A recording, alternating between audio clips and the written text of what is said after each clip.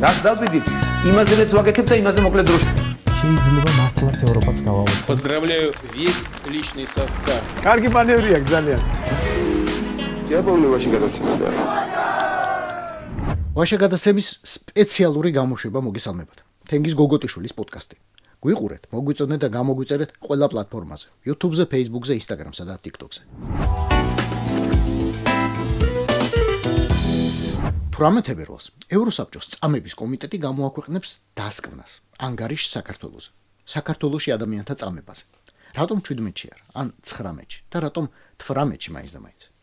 იმიტომ რომ ამ დღეს ყველაზე სახელოვანი ქართველი, მამულის თვალი და გონი, სინდისი და ნამოსი, ქტიტორი და დიქტატორი, მენცარი და უმეცარი, ზეცით მოვლენილი და ჩვენთვის კაცთათვის გამეცენატებული, ადამიანი ეპოქა და ადამიანი ხსნა, პროჭორილელთა, ზებრათა, ზვიგენთა, პინგვინთა, ხოხობთა და როჭოთა მბრძანებელი, ბაობაბთა და სეკვოიათა ენით მოსაუბრე, ბანკირი და ფაკირი, გალერისტი და ტიქტოკერი, მძღოლი და წინამძღოლი, პანამელი ინვესტორი და სანმარინოელი კონსული, ფრანგი რაინდი და რუსი ოლიგარქი, ბორის ივანაშვილი ხდება 70 წლის. აი ეს დიდებული დღესასწაული უნდა ჩაუშხავონ და ჩაუსვარონ ამ დიდებულ კაცს. განა რამდენი იუბილე დარჩენია და ზუსტად ეგაა deep state-ის გათვლა ვერაგული. დილის სტაფილოს წვენს რომ მოხრებს და ლოგინში მისმეულ ტორზე სანთელს ჩააქრობს, საკუთარ სიხარულსა და საყვარელ ოჯახზე კი არა, იმ ანგარიშზე უნდა იფიქროს და ინერვილოს, რომელიც სულ რამდენიმე საათში გამოქვეყნდება. ხომ ვიცით რა უბედურებებიც ეწერება შიგნით. თითქოს საქართველოში ადამიანის უფლებები დაუცველია საერთოდ. თითქოს ადამიანებს უმიზეზოდ აკავებენ. თითქოს ადამიანებს ციხეში უმიზეზოდ უშვებენ. თითქოს ამორჩევლებს წართმეული აქვთ არჩევანი და საერთოდ არჩევნები. თითქოს ადამიანებს ქიმიური იარაღით წამლავენ.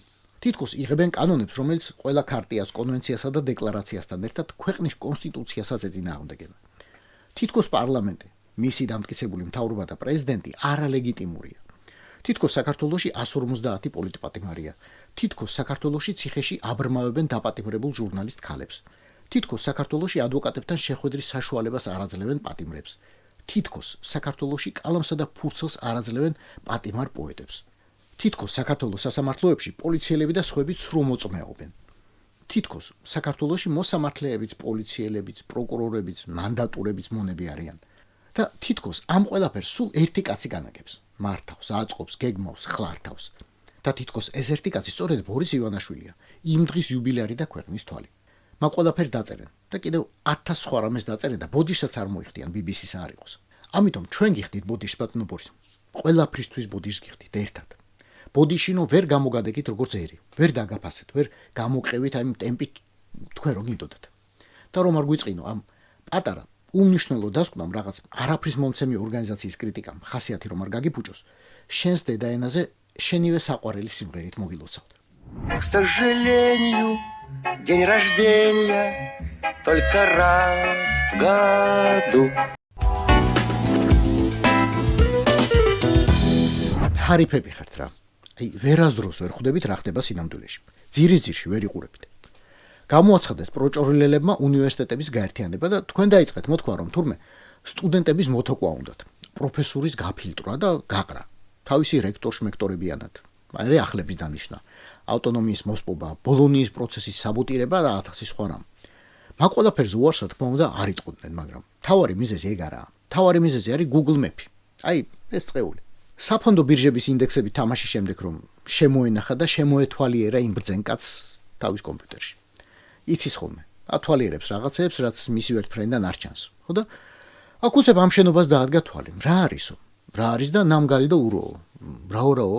სერპი მოლოთ, ბორის გრიგორიჩი, სერპი მოლოთ, აი თქვენს ახალგაზრდობაში საბჭოთა დროშაზე და გერბზე რომ იყო გამოსახულიო. თქვენს ბავშვობაში და ახალგაზრდობაშიო. და ვინ ცხოვრობს შიგნითო უკითხავს მაინც? არავინო. უნივერსიტეტიო. რომელიო და ტექნიკურიო. გეპეი თქვენს დროსო. ატმორს რომ აკეთებდნენ ეგენიო? კიო ეგენიო. ხო, მახსოვს, კარგი ბიზნესი იყო, მაგრამ ბაზარი იყო პატარა და არ მიღირდაო. ამიტომ ისე ტაივანის კომპიუტერები ჯობდა მოსკოვშიო. მერე იყო პატარა პაუზა და უცებ გახსენებია. მოიცა. სამჯერ ნასამართლევი რეციდივისტი რომ დავდე რექტორად და საპატიო დოქტორობაც კი არ გაიმეტა ჩემთვის. ეგ არ არის გეპეიო? კიო, ეგ არისო. ხო და დამთავრებულია მაგის უნივერსიტეტობა. მაგის ღირსები აღარ არიანო. კიდევ რა აბადიათო, ყველაზე ღრმა შახტა თბილისში, საიდუმლო გასასვლელებით უპასუხეს. რაო, გვირაბები აქვს და არც მითხრეს უდიდეს გვირაბოლოქსო? თავისი აუზიც აქვს რომ გაიგო სულ გადარეულა. კურორტია გამზადებული შუა საბურთალოს და ამას მიმალავდით თქვენ ოხრებო. ეგ დღე იყო და გადაწყვეტილია ეგ ამბავი. ნამგალი და ურო ჩაბარდება პატრონს. აგერ თბილისის შუაგულში ამხელა საგანძური ქონია. ნამგალი და უროს ფორმით აშენებული შენობა და მე კიდევ რაღაც პარაგრაფებში ხარჯავ ფულსო. ახლაც ვერ უპატიებია თურმე თავისთვის. სასწრაფოდ მობილიზებულები არიან არქიტექტორები და დიზაინერები, რომ 7 ვარსკვლავიან სასტუმროდ გადაკეთების გეგმა შეძლების დაგვარად სწრაფად დადონ. თავად კი ერთადერთი და მთავარი საქმე დაიტოვა. სახელის შერჩევა. რა შეიძლება დაერქვას ყოფილი უნივერსიტეტის ყოფილ პირველ კორპუსში გახსნილ კომპლექსს. ჯერჯერობით წამყვანი ვერსია ორია. ალმა მატერი და იბიომატერი.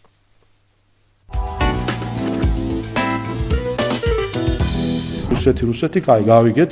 ამასობაში ჩელიაბინსკი აშენდა, იმდენი ეძახეს ამ ჩელიაბინსკს და ევროპას კიდე რაც ემართება, ამასაც ყველა ხედავს. ეგ თქვენ არ ჯერათ მაგის, თქვენ რადიკალებო თორემ. შალვას მგონი თვით სტივენ სიგალმა მოусმინა და დაუჯერა ახლა. და გადაწყვიტა გაყიდოს ორსართულიანი სახლი პადმოსკოვიაში, რომელიც 2018 წელს აქვს ნაყიდი. და გახვეს ქართული პარლამენტარიზმის წარბ შეუხრელ და წარბ გადაბმულ ამაგდარს ჩელიაბინსკისკენ, ან სადმე სხვაგან. რუბლიოკაზე, ანუ დახურულ ზონაში სოფელ უსოვოში, ამერიკული კინოს ვარსკვლავმა სახლი რუსეთის ცირკების გაერთიანების მეთაურისა და დუმის დეპუტატისგან იყიდა. 100 მილიონ რუბლად. 7 წლის შემდეგ კი ამავე სახლს ამავე 1500 კვადრატულ მეტრიან ნაკვეთით უკვე 700 მილიონად ყიდის, ანუ დაახლოებით 8-9 მილიონ დოლარად. ეხლა ექსპერტები ამტკიცებენ, რეალური ფასი მაქსიმუმ 150 მილიონია, მაგრამ პუტინის მაგაცი კაპიქს არ აკლებს. 700-ო. რამ გააძვირა ქონება 7 წელიწადში 7 ჯერ. სიგალის სახელმა. რუსეთის მოქალაქემ და რუსეთის საგარეო საქმეთა სამინისტროს სპეციალურმა წარმომადგენელმა ჰუმანიტარულ საკითხებში სტივენ სიგალმა გადაწყვიტა, რომ მისი სახელი ამად ღირდა. სახლი რამდენიმე კვირა იყიდება და ჯერ კიდევ არ გამოსჩენია მყიდველი. არავინ. მიუხედავად პატრონის პოპულარობისა, რა თქმა უნდა. იმის მიუხედავადაც, რომ ეს ელიტური დასახლება პუტინის ნოვოოგარეოს რეზიდენციის გვერდით არის. თუ თქვენ ხართ სიგალის ფილმების ან სპორტული მიღწევების, უფრო კი მისი პოლიტიკური შეხედულებების დამფასებელი, აგერ რა გასაყიდი ქონების მოკლე აღწერა. სახლის ფართობი 500 კვადრატული მეტრი, 4 საძინებელი, 7 საპირფარეშო, სპა და საუნა, კინოთეატრი, ღვინის სარდაფი. ტერიტორიაზე დგას კიდევ ერთი პატარა სახლის სტუმრებისთვის თავისი რუსული აბანოთი. და რატომ ყიდის ხანდაზმული სპორტსმენი და მსახიობი ამ დიდებულებას? ეგ აღარ დაუზუსტებია. შეიძლება ვალები აქვს, შეიძლება ჰავას ვერ გაუძლო, ან შეიძლება იქაურობის აურა არ მოსწონს. თუმცა თავად რუს კომენტატორებში წამყვანი ვერსიაა, რომ მათი დამპალი ქვეყანა და რეჟიმი თვით სიგალსაც ამოუვიდა ყელში და დახვევა გადაწყვიტა. ოღონდ სარფიანად. მაგრამ არ გამოსდის. და რატომ ვერ ყიდის ამ სახლს ამდენი ხანია? იქნებ არასწორ სააგენტოს მიმართა და რუსეთის უძრავი ქონების საუკეთესო მაკლერი შალვა პაპუაშვილი სჭირდება. შალვა, შენი შუბლის გახსნას უშოვე რამე, სადმე ჩელიაბინსკში მაინც. ხო იცი? მაგის კინოებზე ხარ გაზრდილი ბოლოს და ბოლოს. და ამით გემშვიდობებათ ვაშა გადაცემის სპეციალური გამოშვება. გვიყურეთ, მოგვიწონეთ, გამოგვიწერეთ YouTube-ზე, Facebook-ზე, Instagram-ზე და TikTok-ზე. რაც დავდივით, იმაზეც ვაკეთებ და იმაზე მოკლედ დროში. შეიძლება მართლაც ევროპას გავავოცოთ. Поздравляю весь личный состав. კარგი მანევრია ძალიან. Я помню, очень гадаться.